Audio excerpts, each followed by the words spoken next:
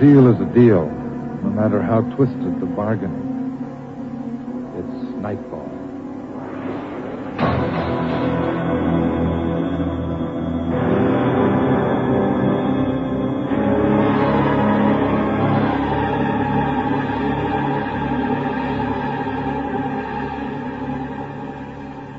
Good evening, dear friends. This is Frederick Hend, with a tale that can truly be described as ghoulish. As many of you will understand in these troubled times of recession and unemployment, it can be very tempting to stretch the rules a bit to make ends meet. Tonight, we journey to the past and meet a man who has to stretch very far to resolve his economic problems. The play, written by Edmonton author T.E. Sallows, is entitled, But Oh, What Happened to Hutchings? The place is England, and the times are very tough indeed. Listen.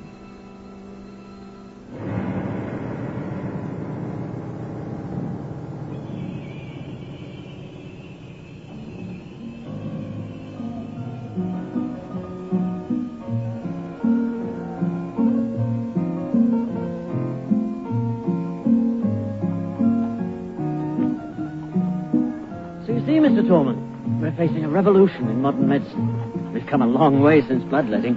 It's really the most exciting area for a man to be in. Nonetheless, Hutchings, I find the concept of taking up a blade and simply slicing open a warm human body quite revolting. Oh, come, Tallman. Surely you can't be serious. You speak as if we were still in the Dark Ages. Well, near enough. Oh, here we are. Just let me knock for you. Mrs. Candle keeps a good house, you'll find. Yes, I'm here. Oh, Mr. Hutchings. Morning, Mrs. Candle. May I present Mr. James Tallman? He's attending seminary at St. Martin's. I met him on the train from Southampton. He's looking for a house to board, and naturally I thought of you.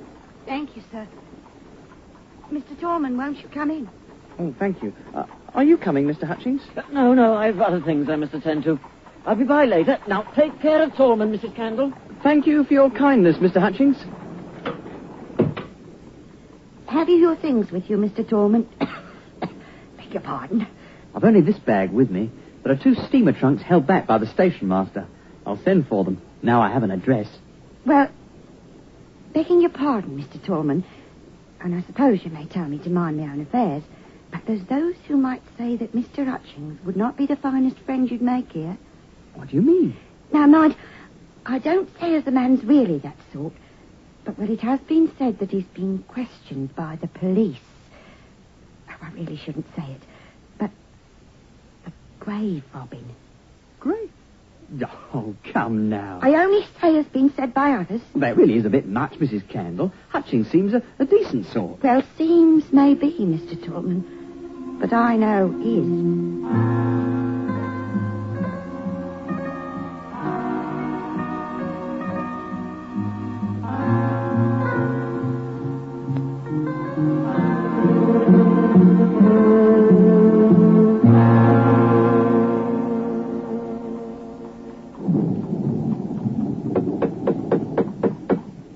The house. Come, Mrs. Candle, answer your door. Here now, Mr. Hutchings. You're making enough noise to raise the... What can I do for you? I've come for Tallman. Have you been talking again, Mrs. Candle? He's been acting a bit strange these last few days. Oh, my, no. It's just as those will say... Oh, my... Have a care, Mrs. Candle, that I don't call for you one dark night. Oh! Meddlesome old fool. Why, thank you, Mrs. Candle. I'd love to wait inside. Yes, it is a dreary day, isn't it? Tallman! Oh, Tallman, are you about, lad? Coming, Hutchings. Coming. Come on, lad. Have someone for you to meet. A man in your own line of work. Fella's been a missionary to the heathen since Adam was a pup. Oh, yes, well, I'm not certain. Tallman, the past few days you've been acting a little strange. Putting some distance between us, as it were. I suppose you've been told some tales about me. Well, not as you notice. Just walk with me a moment. I'm sure the day will improve, and with it, your mood. want to tell you some things about me. What I do. They've told you some terrible tales about me, haven't they? How I butcher babies and rob graves. Something like that. Do you believe them? I'll tell you the truth, Hutchings. I'd assume not. You're a capital fellow, and you treated me well. But then I'm a stranger here, and I've known you only a short time. Lad, you disappoint me. I'm a reputable surgeon at a respectable college. Certainly I've a need to deal with the dead. To learn, I must examine bodies. But it sounds so... I'm not sure. The people hereabouts see only the gore, the blood. It's hard fighting illness and disease on the one hand and fear and ignorance on the other. Of course, I understand how you must feel. It's just a thought. I suppose I see it, though. Yes, I do. I'm glad, Tom. Well, then, that's that. Let's off to Meacham's. He's a rare specimen. Mind now that you remain civil to him. He's been among the primitives most of his life, and sometimes he, responds as a primitive. But he's nonetheless a remarkable man, and he sets a fine table.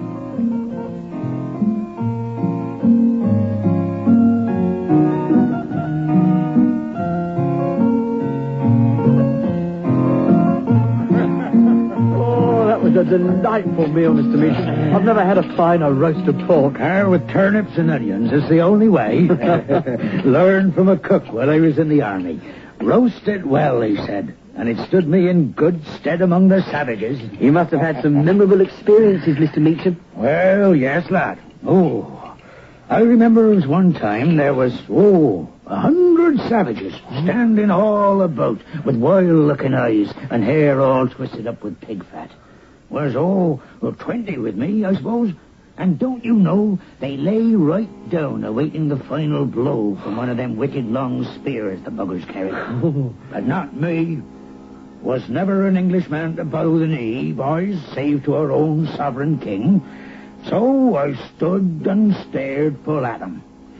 They reckon I must have had mighty magic not to fear 'em, and rightly so. Oh, but surely, sir, not all of the places you visited have been so wild. Oh, boy, I was a missionary for 40 years among the savages. 40 years with the cannibals and headhunters, carrying the word of God. I've set foot where no white man and precious few black men have ever been. I've seen things that would have driven another man mad. But no, boys, I'm not the man I was.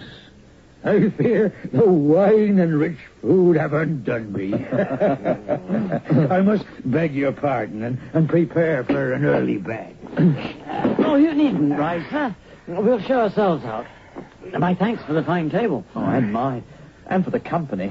You're more than welcome, lads. And may I look forward to your company again, then? Oh, certainly. We'd be honored. Tolman? Oh, of course. Honored.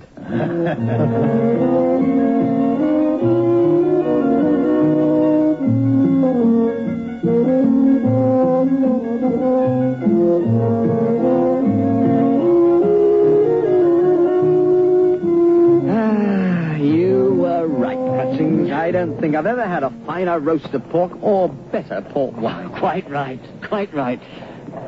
Tolman, you're a fine lad. I respect you. Why don't you give up this chasing around after some hoary old notion of an all-powerful God? Come into business with me. I tell you the truth, lad, there's good money to be made. But it's not a hoary notion. I'm called to the ministry, beside which I've little taste for your business. Medicine's fine for you bloodthirsty chaps. Medicine? I'm talking business.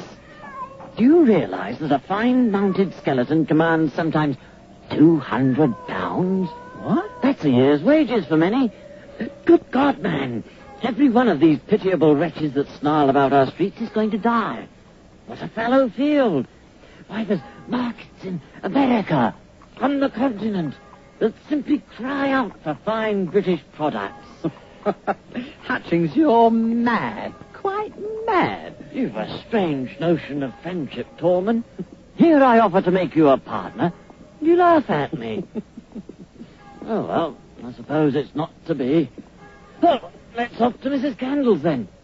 Here, I've a flask of Meacham's port. Fortify yourself. This night air breeds some strange diseases.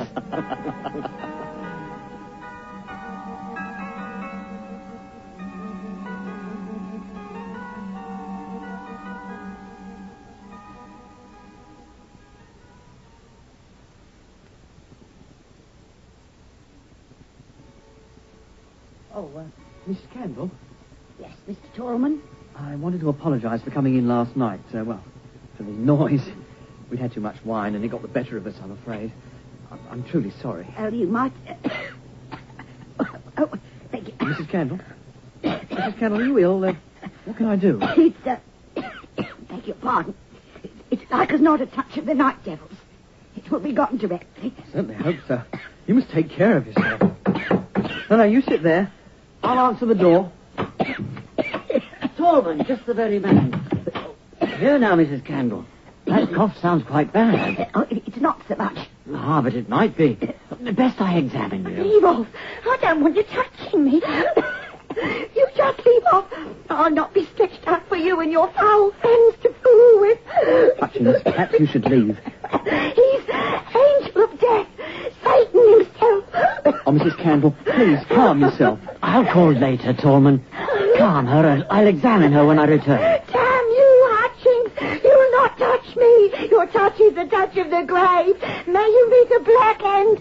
May you... Go now, Hutchings. We'll talk later. Take care of her, Tallman. Calm yourself, Mrs. Campbell.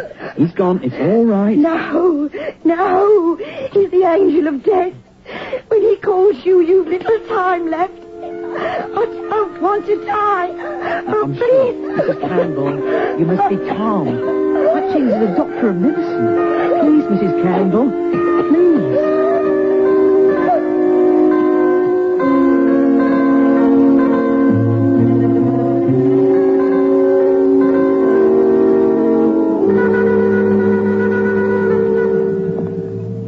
I saw to her as best I could, Hutchings, but she was very upset, very frightened of you. Seemed to feel that you could, sense death, foretell its coming, as it were. She's right, of course. What? In some cases, the symptoms are unmistakable. As in hers, for example. The coughing, the bloody mucus, the pallor.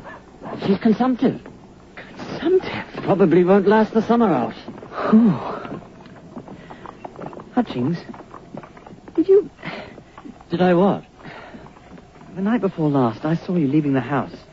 I was watching from the window above. Did you, Do business with her? Yes, I did. I gave her £10. 10 because you spoke so well of her. Then she was right, wasn't she? You are the angel of death. I brought her some peace, lad. That 10 went to gin to numb her brain and laudanum to quieten the cough. What will you get for her? Well, it depends on the call in the market. Perhaps £2, perhaps 20. I paid her well as you liked her, not as she was worth so much. Now, were she a healthy young person of about 20, well, that would be a different story. I've a buyer with a standing need for healthy young cadavers. On ice, with proper papers, he'll pay a good sum. Lord knows I need one such right now. Now? Why? Well, back a week or two, I found a lad about 20 in frail health.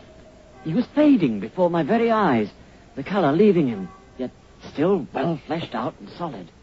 I signed him up, of course, and my buyer paid me £200 against my promise of a quick delivery. And then, 3 nights ago, he and his family burnt to death when their house went up. Oh, no. All that was left was charred and crumbling bone, and I've no other prospects. Not a one. Oh, I'll never face this kind of talk with calm. Can we not speak of something else? No, I'm sorry, but... Is anything wrong? No, not at all. You must excuse me, Torben. I'll speak with you later. Oh, very well. Goodbye, Hutchings.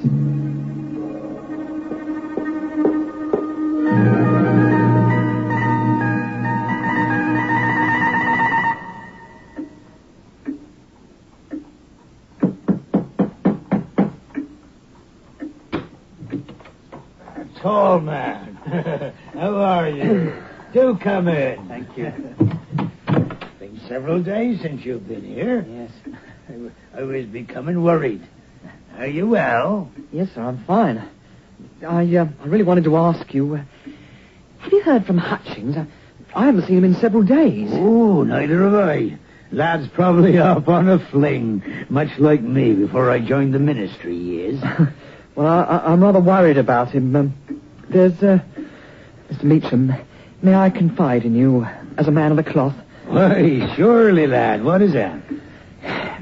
You know of Hutchings' trade. Trade? Well, not medicine. The other... Oh, I've heard something, yeah. Yeah, well, those things are true. Hutchings came to my room at Satter's just before he disappeared. He was distraught, Mr. Meacham, as I could never have imagined him. He told me that he was in a great deal of trouble. Foreman, I failed another contract. Got more money in advance on a body promised and not come through.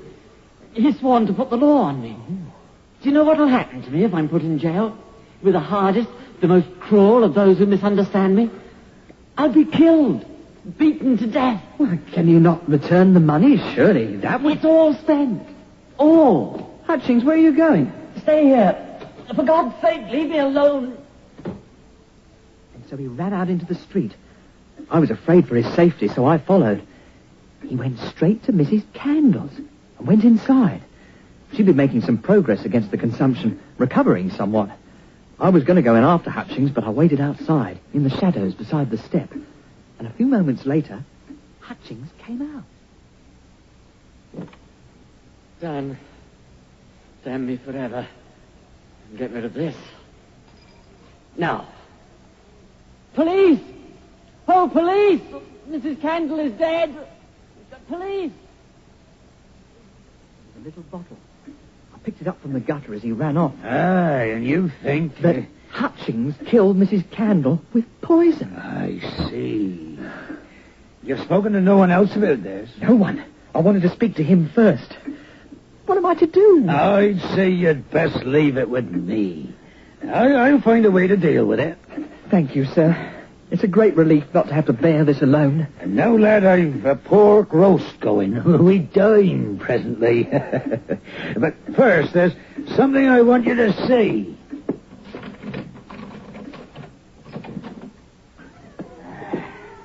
This is my library. Well, what do you think of it? I've never seen anything like this. What a remarkable room. This is where I feel most at home, lad. Here amid the things I brought from around the world. To this one small room. A man's whole life behind one door. This is beautiful. What is it? If you were to take that mask into some of the places I could tell you, you'd be hailed as a god. Either that or spit it on a great iron bar and roasted. Some wine, lad? I really don't think I... Come now. Join me in fellowship. You'll never have wine like this again, lad. Very well. Truly rare vintage, this. It's very dark. Ah, lad, it is. Here, drink up. That piece of bone in your hand. Mind the groove about the middle? Oh. Well, that bone was pierced through the nose of a great dark son of Shem. This is a very powerful vintage. Much more than I'm used to. Remember St. Paul, lad. A little wine for thy stomach's sake. That's it. Have you seen these carvings? This young lady, carved from ivory, lad. Are you feeling well? This wine, very strong. I think I've had enough. Oh, feeling poorly, are you? Well, best you lie down. Oh, Here, let me help you. feel dizzy. Can't stand up.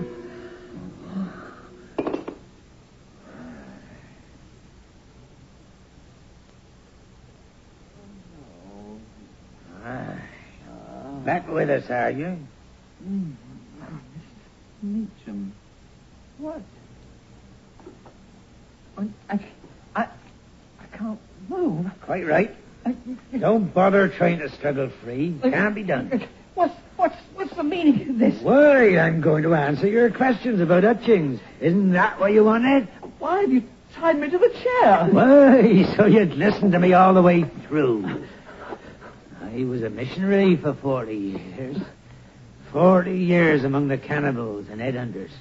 But you must understand, I was quite unsuccessful as a missionary. In those 40 years, I don't think I ever converted one heathen. Instead, they converted me. Converted you? I don't... Look at these. Do you see, lad? What? I don't... Oh, my God! Those are... Heads. Shrunk down to apple size, but heads nonetheless. Here, do you recognize this? Oh, please, Meacham, let it... Pay attention. Do you recognize this? Oh, Meacham, please, I beg you. Hutchings! Oh, my God, no, Hutchings! Quite right. I can't hold the lower guard. Please, Meacham. But don't you see, Tolman? I fed you and Hutchins so many times that you completely emptied my larder. Now it's time to pay me back. You wanted to know what happened to Hutchins? Well, this evening's pork roast. Oh, sure you can't mean... Oh, no. The pork, lad. The pork roast. Long pig, that's what they call it. Like a yearling swine. It's people, lad. And I save their heads to remember them by. You see, I was trapped by a large band of savages. They give me a choice to feed their bellies or become one of them. Well, after several months, I found a taste developing. A hard taste to satisfy under most conditions. So you see, I must take advantage of every opportunity. No, you can't. Not me. Please. Under other circumstances, I'd probably have let you sleep. But I promised to tell you what become of Hutchins. No, I told you. Oh, for the love of God, Meacham, don't, please. Somebody help me. Help. I've been grateful for your company, Tolman. I remember you with fondness. I'll try to make it quick, lad. Probably into the heart, or maybe the throat. Hang you to dry.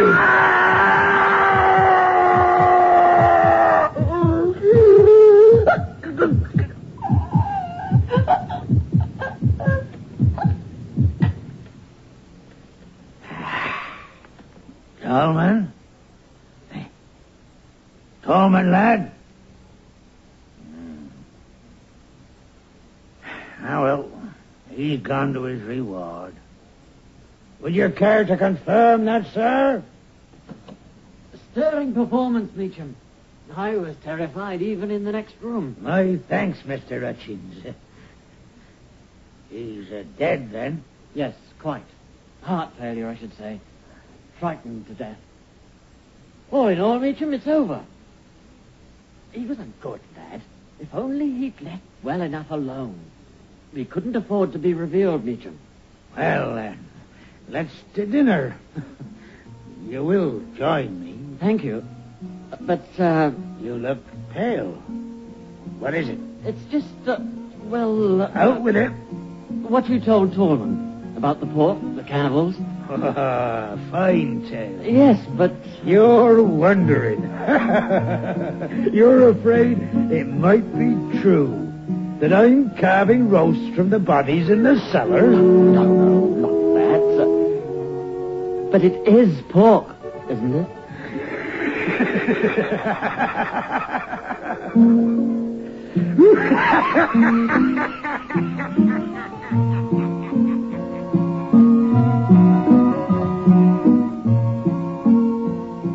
There's a roast on. Perhaps you would be well advised to be very sure of who your friends are and what they're up to. And now, the names of those who were involved in this evening's story. But Oh, What Happened to Hutchings was written for radio by Edmonton author T.E. Sallows. It starred Joan Hurley as Mrs. Candle, Alan Stebbings as Hutchings, Christopher Gaze as Tallman, and Bill Milan as Meacham. Sound recording by Al Lambden, with sound effects by Dean Purvis. Production assistant, Barbara Galt. The play was produced and directed in Edmonton by Laurie Seligman. Don Kowalchuk is executive producer of the series. Upcoming plays on Nightfall include The Cruel Husband, dramatized by David Lester, and The Signalman, dramatized by Otto Lowy. Here's an excerpt from The Cruel Husband. Madame, there is someone in your closet. No, monsieur. No? Well, I will look for myself. If you open that door and find no one there, you must understand that everything will be over between us. All right, Josephine. I won't open it. I'm glad. On one condition. Yes? I know how pure your soul is. You never fail to remind me. And I know that you lead a saintly life. You would not want to commit a mortal sin at any cost. That's true, monsieur. So, here's your crucifix. Swear to me before God that there's no one there. Then give me the crucifix, I swear. Next week, we visit the West Indies in a play by Janet Benelli. It's called Daddy's Girl. Until then, I'm Frederick Hend for Nightfall.